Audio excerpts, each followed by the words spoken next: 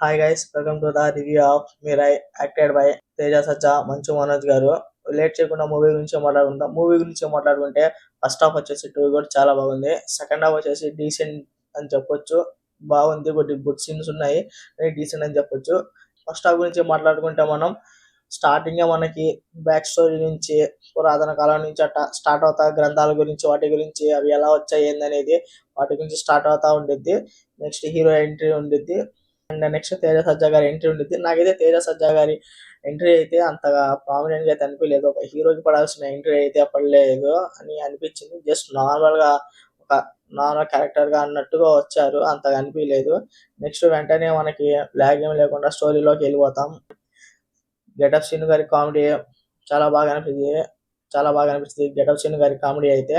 Next మన మనోజ్ గారి entry ఉండిద్ది, అదైతే టూ గుడ్, అసలు ఎక్సలెంట్ ఉండిద్ది. మనకి ఒక హీరోకి పడాల్సిన ఎలివేషన్స్ అన్ని మనకి ఎక్కువగా మనోజ్ గారికే చూస్తూ ఉంటాం మనము. అంటే తేజ సజ్జా గారి ఎంట్రీకి అయితే జస్ట్ నార్మల్ గా వచ్చింది. అసలు మనోజ్ గారి ఎంట్రీ అయితే వేరే లెవెల్ ఉండిద్ది. ఆయన ఎంటర్ అవుతున్న ప్రతిసారి ఒక ఇంగ్లీష్ విజయం పడితే అసలు ఎక్సలెంట్ టూ అసలు టూ గుడ్ అని అయితే చెప్పొచ్చు మనము. చాలా బాగుంది. ఇంకా దాని తర్వాత మనోజ్ అన్న ఇంటర్వ్యూతోనే ఆయన దగ్గర ఆల్రెడీ 6 గ్రంథాలు ఉంటాయి. దాని తర్వాత మిగతా 3 గ్రంథాల కోసం ఆయన చూస్తూ ఉంటారు. 2 గ్రంథాలు అయితే తీసేసుకుంటారు.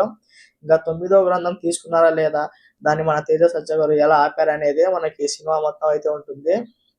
అలా మనకి తేజ సజ్జా గారు తన గురించి, తన క్యారెక్టర్ గురించి తెలుసుకొని మిరాయి కోసం అయితే వెళ్తాడు. అది వచ్చేసి మనకి ప్రీ ఇంటర్వెల్ సీన్ ఉండిద్ది. అదైతే ఎక్సలెంట్ ఉండిద్ది. అక్కడ మనకి ఆ పక్షితో సీన్ ఉండిద్ది, అసలు వేరే లెవెల్ అయితే ఉండిద్ది. అక్కడ బీజిఎం అయితే ఎక్సలెంట్ పడిద్ది. అప్పుడు దాకా మన తేజ సజ్జా గారికి అంత బీజిఎం చూడడం ఈ మూవీలో అయితే. ఆ ఇంటర్వెల్ సీన్ అయితే ఆ జటాయుతో కానీ, ఆ విఎఫ్ఎక్స్ కానీ అసలు టూ గుడ్ అబ్బా, అసలు ఎక్సలెంట్ ఉండిద్ది. ఒక మంచి హైతో ఇంటర్వెల్ అయితే వచ్చేసిద్ది.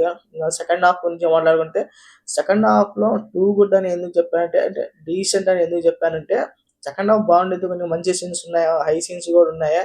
కాకపోతే సెకండ్ హాఫ్ లో బ్యాక్ స్టోరీస్ ఉంటాయి. బ్యాక్ స్టోరీస్ పడ్డ ప్రతిసారి ఏంటంటే సినిమా స్లో అయిపోతా ఉంటుంది, ల్యాగ్ అనిపించింది, కొద్దిగా డిస్ట్రాక్ట్ గా ఉంటుంది. ఇంకోటి ఏంటంటే మనకి ఫస్ట్ హాఫ్ లో కొన్ని క్యారెక్టర్స్ ఉంటాయి, పోలీస్ క్యారెక్టర్స్. అవి సెకండ్ హాఫ్ లో కూడా వస్తాయి. అవి ఎందుకు వస్తున్నాయి, అసలు అది అనవసరం లేదు కదా, అసలు అవి ఎందుకు వస్తున్నాయి అనేది మనకి కొద్దిగా డిస్ట్రాక్ట్ గా ఉండిద్ది. ముందు సీన్ అయితే మనకి చాలా బాగుండిద్ది. దాని తర్వాత ఈ పోలీస్ క్యారెక్టర్స్ రావడము, ముందు సీన్ దాని నెక్స్ట్ సీన్ కి కూడా మనకి సింక్ లేకుండా చేసిద్ది, డిస్ట్రాక్ట్ చేస్తా ఉంటాయి.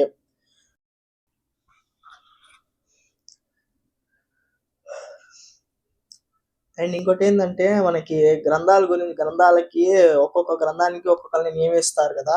వాటికి ఏంది అంటే అంతగా రక్షించే వారిని పెట్టరు. మనోజ్ అన్న వెళ్ళి అలా తీసుకొచ్చేస్తా ఉంటాడు. ఒక్కడే వెళ్తా ఉంటాడు, ఒక నలుగురిని చంపేసి తీసుకొస్తా ఉంటాడు. జస్ట్ నార్మల్ గా ఫైట్ జరిగినట్టు జరుగుతూ ఉండేది అంతే.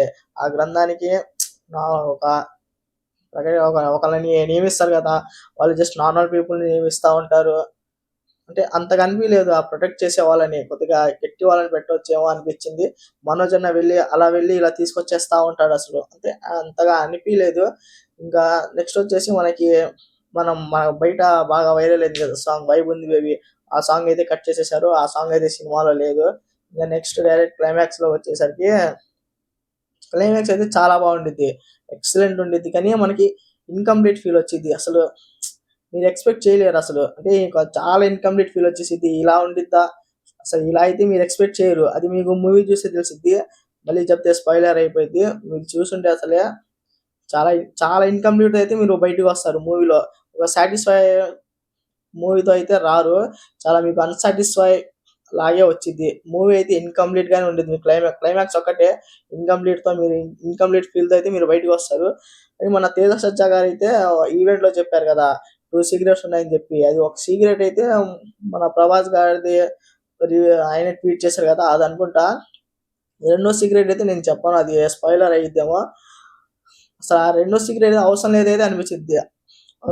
నన్ను అడిగితే అది అవసరం లేదేమో, ఆ క్యారెక్టర్ అవసరం లేదేమో అనిపించింది. మూవీ చూస్తే మీకే అర్థమైపోయింది. అసలు ఆ క్యారెక్టర్ మనకు అవసరం లేదు, ఎందుకు వచ్చిందో తెలియదు. మనకి క్లైమాక్స్ తోనే మూవీ అక్కడే ఎండ్ అయిపోయింది అసలు. ఇంకా దాని తర్వాత మనకి అది క్లైమాక్స్ అయిపోయిన తర్వాత మరి టైటిల్ కార్డ్స్ పడతాయి కదా, దాని తర్వాత ఆ క్యారెక్టర్ వచ్చింది. అసలు ఆ అవసరమే లేదనిపించింది. అక్కడికి మూవీ అయిపించింది మనకి. అక్కడికే మూవీ మనకి ఇన్సాటిస్ఫైగా ఉండిద్ది. అసలు అసలు సాటిస్ఫై అవ్వం క్లైమాక్స్ మనము. కానీ అక్కడితో మళ్ళీ వేరే క్యారెక్టర్ వచ్చి అంటే పార్ట్ 2 ఉండేలాగా అసలు ఆ క్యారెక్టర్ అయితే అనవసరంగా అనిపించింది. ఇంకా సెకండ్ హాఫ్ అయితే అలా డీసెంట్‌గా ఇచ్చింది. స్లోగా ఉండిద్ది. ఓవరాల్ మూవీ గురించి మాట్లాడుకుంటే మాత్రం గుడ్ చూడొచ్చు. చాలా బాగుండిద్ది మూవీ. మెయిన్‌గా మూవీలో మాట్లాడుకోవాల్సొస్తే మాత్రం ఒకటైతే మనోజ్ గారు అసలు పిక్స్ యాక్టింగ్ అయితే చేస్తారు. మనోజ్ అన్న వచ్చిన ప్రతిసారి ఒక ఇంగ్లీష్ బీజీఎం అయితే పడిద్ది. వేరే లెవెల్ బీజీఎం. కొట్టినోడు ఎవడైతే మాత్రం మనోజ్ అన్న ఫ్యాన్‌లా అనుకుంటా. అసలు ఎక్సలెంట్‌గా కొట్టాడు. ఓవరాల్‌గా మ్యూజిక్ అయితే బానే ఉంది. కానీ మనోజ్ అన్న వచ్చినప్పుడు ఆయనకి ఆ క్యారెక్టర్‌కి, ఆయన స్టైల్‌కి సూపర్ బీజీఎమ్స్ అయితే ఇచ్చారు. ఇచ్చినోళ్ళు ఎవరైతే మాత్రం. ఇంక సెకండ్ వచ్చేసి మన శ్రేయ గారి క్యారెక్టర్ అయితే టూ గుడ్ ఉండిద్ది. అసలు మెయిన్ క్యారెక్టర్‌గా ఆవిడదే ఉండిద్ది. ఎక్సలెంట్ క్యారెక్టర్ ఆవిడకైతే చాలా మంచి క్యారెక్టర్ పడింది ఆవిడకి కూడా.